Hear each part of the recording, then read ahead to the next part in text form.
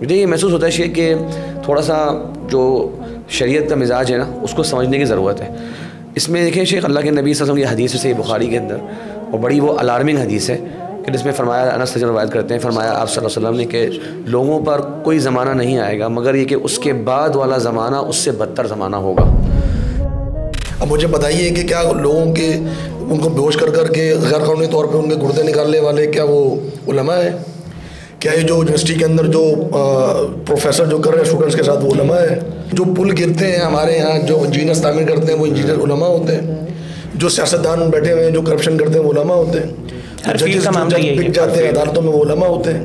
اللہ کے اس کرۂ عرش پر سب سے محبوب اور پسندیدہ مقامات کون سے ہیں؟ ہمارا تو ایمان ہے نا، وہ اللہ کے گھر، اللہ کی مساجد ہیں.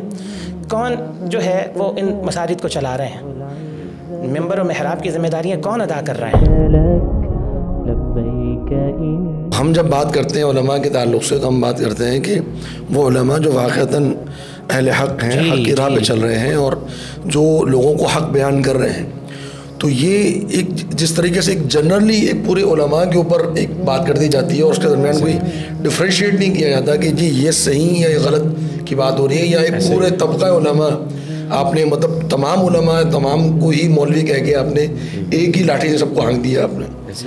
تو اس کے بارے میں شیخ آپ؟ جی میں شیخ آپ کی بالکل صحیح بات ہے، اور یہ بہت جسے کہتے ہیں شیخ یہ ایک معاشرے کے کسی بھی طبقے کے بارے میں اگر آپ گفتگو کرنا چاہیں گے، اگر آپ یہ جنرلائزیشن والی زبان استعمال کریں گے تو ہمیشہ آپ سے ناانصافی ہوگی، ہمیشہ جو ہے نا آپ حق تلفی کر رہے ہوں گے.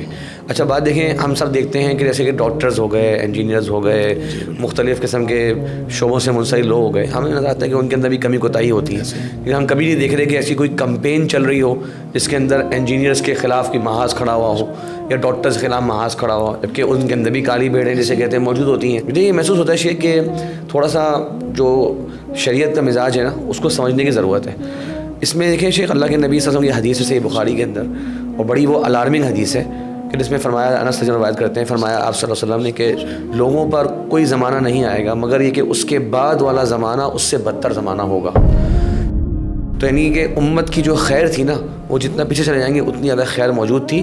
جتنا ہم اس سلف سے دور ہوتے جا رہے ہیں اور قیامت کے قریب ہوتے جا رہے ہیں اتنی شر نے بھی عام ہونا ہے. اچھا آج کل لوگ خود دیکھتے ہیں اور ہر گھر کی ایک شکایت ہوتی ہے کہ مثال کے طور پر بچوں میں بے راہ روی بڑھ رہی ہے، بچوں کے اندر سوشل میڈیا کے بڑے بڑے نقصانات سامنے آ رہے ہیں. تو میں سمجھتا ہوں شیخ کہ اس کو بھی ایک اسی طرح کی تبدیلی سمجھا جائے کہ معاشرے کے اندر جو طبقہ اصلاح کر سکتا تھا، ان میں ایک مثبت کردار ادا کر سکتا تھا، ان کو خراب کیا جائے، ان کو برا ثابت کیا جائے، تاکہ جو پھر خرابی لے کر آنی ہے نوجوان طبقے کے اندر اور ہر طبقے کے اندر اس کے لیے راہیں مزید ہموار ہو جائیں. تو جو اس خرابی کے سامنے دیوار کا کردار ادا کر سکتے ہیں علماء اور مصلحین، جب ان کو ارریلیونٹ بنا دیا جائے گا شیخ تو پھر لوگ ان کو بھی سن رہے ہوں گے. جہاں کہیں نہ کہیں ایک کاؤنٹر نیریٹو وہ پیدا کر سکتے تھے مختلف فتنوں کے مقابلے میں، ان کی آواز کو جب آپ دبا دیں گے، ان کو برا ثابت کرا دیں گے تو پھر کیا ہوگا؟ پھر جسے کہتے ہیں نا آپ کے لیے راہیں ہموار ہیں، آپ خراب جتنا کام کرنا چاہتے ہیں کریں. جو لوگ کل کو آپ کے مخالف ہو سکتے تھے آپ نے ان کے لیے بھی جو ہے پہلے سے لوگوں کو تیار کر دیا کہ یہ لوگ کسی کام کے نہیں ہیں. تو یہ کہ بڑی چیزیں کہتے ہیں نا ایک سوچی سمجھی پلاننگ ہے اور ہمارے لوگوں کو جاننا چاہیے. قرآن کی ایک آیت ایک اور چیز میں ذکر کرنا چاہوں گا، ان النفس لامارۃ بالسوء، نفس انسانی نفس جو ہے نا وہ اس کو گناہ کی طرف ہی اکساتا ہے. اچھا علماء جو ہیں وہ نیکی کی طرف لے کے جانے والے ہیں. تو آپ کا نفس خود بخود جس کی آج کل عادت ہو گئی ہے آسانیوں کی، نیٹ فلکس کی، موویز کی، سیلیبریٹی کلچر کی، یہ والا جو نفس ہمارا بنتا جا رہا ہے نا جو کثرت سے، یہ علماء کی محبت اس کے اندر ایسے نہیں آ جائے گی. نفس چاہ رہا ہے کہ ان چیزوں کی محبت تمہارے دل میں ڈالے اور علماء جو اس کو کاؤنٹر کرنے والے ان کی نفرت دل میں ڈالے. تو اس لیے عالم کی محبت پیدا کرنے کے لیے آپ کو تھوڑا سنجیدہ ہونا پڑے گا، آپ کو دین کی طرف آنے کے لیے اپنے آپ کو پیش کرنا پڑے گا. اب یہ نہ سمجھے جس طرح اب شہوات کی محبت ایک دل میں انسان کے آ جاتی ہے تو علماء کی محبت بھی بالکل اسی طرح آنی چاہیے. نہیں، اس کے لیے آپ کو ایفرٹ کرنی، کیونکہ شیطان نے جو ہے وہ کہا تھا کہ الا عبادک منہم المخلصین، یا اللہ صرف تیرے مخلص بندے جو ہے نا وہ بچ جائیں گے. تو یہ آپ کو ان میں شامل کرنے کی کوشش کر رہے ہیں. اسپیشلی ایک اور بات اگر میں ایڈ کروں کہ اگر ہم یہ نہیں کہہ رہے کہ جو فیلڈ ہے علماء کی، یہ طبقہ علماء ہے وہ تنقید سے باہر ہے. بالکل، مطلب آپ کر سکتے ہیں، آبجیکشن کر سکتے ہیں، تنقید کر سکتے ہیں، اصلاح کر سکتے ہیں. لیکن اگر ہم قرآن مجید کا ایک اسلوب دیکھیں، شریعت کا ایک اسلوب دیکھیں، تو ہمیں نظر آتا ہے کہ قرآن مجید کے اندر اللہ رب العالمین نے عموماً اہل علم کی تعریف کی ہے. بالکل بالکل. یعنی ان جنرل اگر ہم دیکھیں گے تو تعریف ہوئی ہے. قل هل يستوي الذين يعلمون والذين لا يعلمون والراسخون في العلم يقولون آمنا به انما يخشى الله من عباد العلماء. تو اللہ رب العالمین نے عموماً اہل علم کی تعریف کی ہے. کم جگہوں پر اللہ رب العالمین نے ایک دو آیات ایسی ہیں کہ جہاں پر علم کے ہوتے ہوئے بھی اللہ علی علم وختم علی سمعہ وقلبہ، کہ اس کو علم کے ہوتے ہوئے بھی اللہ نے اس کو گمراہ کیا. ایک دو آیات ایسی ہیں کہ جن میں یہ بتا دیا گیا کہ کچھ لوگ ایسے ہوں گے کہ علم کے باوجود بھی بالکل غلط راہ پہ چلیں گے. لیکن ان جنرل کیا ہے، میجورٹی کیا ہے آیات کے اندر؟ اہل علم کی تعریف. نبی صلی اللہ علیہ وسلم نے بھی زیادہ تر حدیث پہ میجورٹی، یعنی میجورٹی کا مطلب ہے 80 to 90 حدیث حدیثیں اس میں اہل علم کی تعریف کی ہے. العلماء ورثۃ الانبیاء، اہل علماء جو انبیاء کے وارث ہیں، ٹھیک ہے نا. تو نبی صلی اللہ علیہ وسلم نے عموماً علماء کی تعریف بیان کی. چند ایک حدیثیں ایسی ہیں کہ جس میں نبی صلی اللہ علیہ وسلم نے فرمایا کہ مجھے اپنی امت پر سب سے زیادہ علماء سو کا خدشہ ہے. اور علماء سو کی تعریف ہم جیسے آپ نے کہا کہ ہم آگے اس پر بات کریں گے. تو ہمیں شریعت یہ تعلیم دیتی ہے کہ دیکھیں آپ جب کسی پر تنقید کرنے لگے اور آپ بڑی مخلصی میں کریں گے، میں نہیں کہہ رہا کہ بہت سے لوگ جو تنقید کر رہے ہیں ان کی نیت غلط ہے، ہاں کچھ لوگوں کا ایجنڈا ہوگا، اس میں کوئی شک نہیں، لیکن میجورٹی ہمارے سوسائٹی میں جو تنقید کر رہی ہے علماء کے اوپر، تو وہ اپنی اچھی نیت کے باوجود بھی غلطی پر ہیں اس وجہ سے کہ وہ پورے ان جنرل پوری آپ طبقے علماء کو لے کے چل ایسا ہی. اب اگر مثلاً میں یہ کہوں کہ جی سارے ڈاکٹر ہی غلط ہیں اور سارے ہی انجینئر غلط ہیں، سارے یونیورسٹی کے پروفیسر غلط ہیں، اب مجھے بتائیے کہ کیا لوگوں کے ان کو بیہوش کر کے غیر قانونی طور پہ ان کے گردے نکالنے والے کیا وہ علماء ہیں؟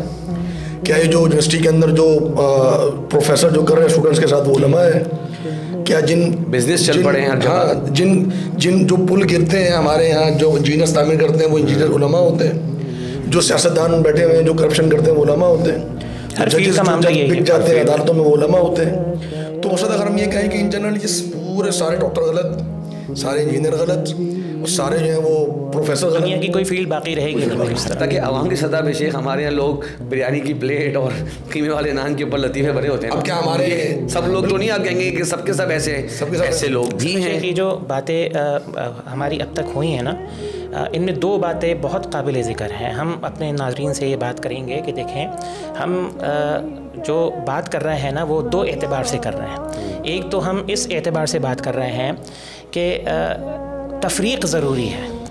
یہ جو ان جنرل کانسیپٹ ہے نا کہ آپ جنرلی جو ہے جس داڑھی والے کو دیکھیں اس کو آپ نے عالم یا اس کو آپ نے مولوی بنا دیا، ٹھیک ہے نا. ایک وجہ اس کی یہ بھی ہے کہ آپ نے ہر داڑھی والے کو مولوی بنا دیا، بھلے اس کو الف با بھی نہ آتا ہو، ٹھیک ہے، قرآن مجید دیکھ کر پڑھنا نہ آتا ہو اس کو. لہذا وہ اگر کوئی غلطی کرتا ہے مثال کے طور پہ تو لوگوں کا ذہن فوراً اس طرف جاتا ہے کہ جی سارے داڑھی والے ایسے ہوتے ہیں. پھر ایک بات آپ نے جو شیخ بات کی ہے وہ انتہائی قابل توجہ ہے کہ شیطان کا اس کے اندر پھر اپنا کردار ہوتا ہے. بہت سارے خیر کے کام جو اہل علم کر رہے ہیں، یعنی آپ دیکھیں ہر اللہ کے اس کرۂ ارض پر سب سے محبوب اور پسندیدہ مقامات کون سے ہیں؟ ہمارا تو ایمان ہے نا، وہ اللہ کے گھر، اللہ کی مساجد ہیں. کون جو ہے وہ ان مساجد کو چلا رہے ہیں؟ ممبر و محراب کی ذمہ داریاں کون ادا کر رہے ہیں؟ پھر اسی طرح جو ہے وہ ہر ہفتے باقاعدہ جو ہے پوری دنیا بھر کے اندر ایک معاشرے کے اندر ایک علم پہنچانے کا جو ذریعہ اس وقت ہے، میں اپنا ممبر کے ذریعے رسول اللہ کی جو ایک سنت کے مطابق، طریقے کے مطابق کون ادا کر رہے ہیں. اور پھر بہت سارے ویلفیئر کے معاملات ہیں، این جی اوز ہیں، ادارے ہیں بڑے بڑے جو ہے نا. اور سب سے بڑی بات یہ ہے کہ ان میں سے کسی کو بھی حکومت کی سرپرستی حاصل نہیں ہے. بالکل. یہ ادارے جو ہیں وہ کس انداز سے کھڑے ہوتے ہیں اور پھر کس انداز سے قربانیاں دے کر چلتے ہیں، اور پھر اس میں پرسنلی اس پورے طبقے کی کیا قربانیاں ہیں، ان کا وہ کس انداز سے جو ہے نا اپنا لائف سٹائل اور اپنی زندگی گزارتے ہیں، اور کیا ان کی ایک سمجھ لیں کہ ایک تنخواہوں کا لیول ہے. آپ نے ہمارے ہاں بڑی بات کی جاتی ہے، آپ نے ہر فیلڈ اور شعبے کو آپ نے دیکھا ہوگا احتجاج کرتے ہوئے. لائرز احتجاج کرتے ہیں، ڈاکٹرز احتجاج کرتے ہیں، پھر سب کچھ آپ نے کبھی دیکھا اس فیلڈ کے اندر وہ کرتے ہوئے؟